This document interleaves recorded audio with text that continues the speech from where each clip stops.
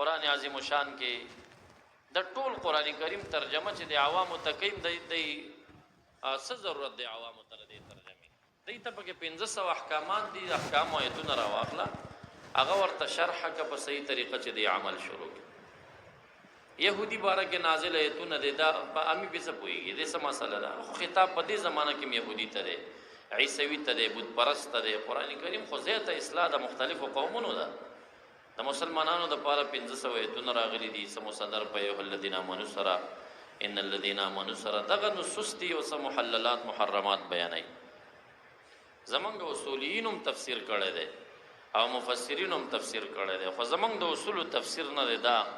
د مؤمنانو د پاره ډیر مفید دی ځکه چې محللات محرمات بیل کړل او مؤمن ته دغه پکا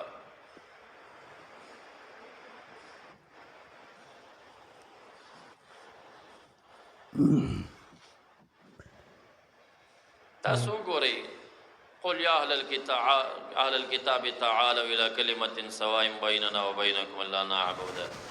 دای کریمه رسول الله مبارک وفد نجران ته بیانای ته پیدا کده سی اوځي چې رسول الله مبارک صحابه را غون کړیو دی ورته بیانول نازل په حق د اهل کتابو کې د عیسویانو کې د نو ته څنګه مؤمن په وړاندې د شینه بیانې مؤمن سره دې څه تعلق دی او داسې عجیبه کار دی چې د دین په جامه کې د قرآن کریم بیخکندي او بیعزتي وکړه همدغه دا طرز و طریق چې چا جوړ کړي بدي کړي او دا پنځپیریانو کړي دي نه مخکې چا د شي نه کول د دیوبند علماو دا نه دي کړي چې روزه کې ترجمه کوه اوس چې نه کې طالب نه قلاریږي سړیږي نه مجبوری درویشي باغوند دی او دا به ماته مونږ هم کړي دي خو لکه دا ډیر زیات بې انصافي او ظلم دی د قرآن کریم سره چې ته منطق په 14 کاله کې وایا او ته قرآن کریم په 40 ورځو کې وایا دا په 13 ورځو کې وایا دا داسې آسان کتاب دومره د سپک د عوامو ته چې زمونږ د خدای هغه کتاب دی چې دا په 13 ورځو کې ټول ترجمه کیږي 5 روزه او فهم القرآن کلاسز خزر غونډې کې په 5 ورځو کې دا خودل کیږي دا د اسلام په جامه کې د عیسویانو گیم دی زمونږ دغه د لوی کتاب او عظیمه بیزتی وکړه او سلف زمونږ دغه سی او چاغي و یو تفسیر دی په نوم د ذات البهجه باندې ما یو شخص وی مدینه منوره کې مخطوط پروت دی چاپ نه دی وی مونږ کو شو هغه مونږ کته وی اول اخر جل می کتن او ناظم راغی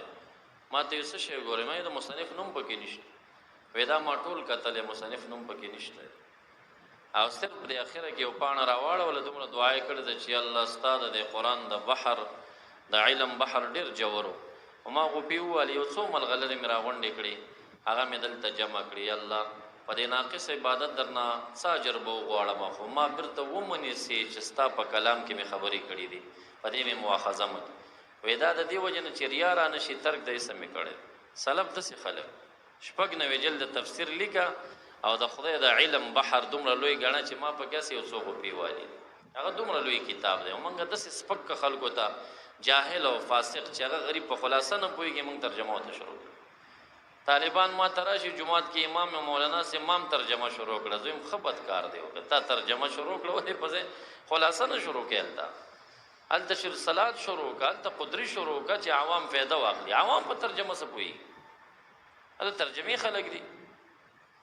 وضع العلم عند غير اهله كمقلد الخنازير الجوهر واللؤلؤ والذهب نا اهل ته علم ورکول د سي خنزير ته غاړه کې غاړه کیدا عوام کده خبره ووري خپبم شي زمانہ خلک تاسو ټول علماي لوی علم قران دی ته دا علم څنګه د جاهل په غاړه کې اچ په دې پوي 15 ورځې ترجمه چې تاسو راوکړه سوا د دین چې قلقلاشات جوړ شي نه سم نه ما وی ترجمه کړی دا سبب هر څه په خدای ورته کوي خدای وی ته حرکت کو زب برکت کو مدا قران کې شته دي چر دا ځان نه ودا دروغ خبري په خدای تعالی ورته ډېر خبري د امین خپلو کې کوي خدای د سی ویلی خدای د سی وی دا هغه قلقلاشا امی چې یو 15 ورځې طالبانو سناس اچي بيخي طالب سنې نه صد خدای کلام کې نه غږیږي نه په حدیثو کې دین کې خبرې نه ځان هم ډېر کمزورې غني هغه ستر زر دې دغه قلقلاشا نه چې 15 ورځې ناس ده او مولانا دې په دین کې خبرې نو زه دوی تلکه دا دومره احمق خلق دي چې لکه تاسو ولې دا عوام خرابوي دا آیتونه چې ټول د امت سلف پکې غلي پاتې دي وای چې را دی باندې نه پويګو مونږه خو تاسو هم دلته وای چې مونږ نه پويګو کنه الف لام میم نه پويګو پدیم نه پويګو چې مقصد یې سره والله اعلم بمراده مخکې لاړ شه سنن ابي داود څلورم جلد 102 صفحه معرب قرآن عظیم شان کې د ټول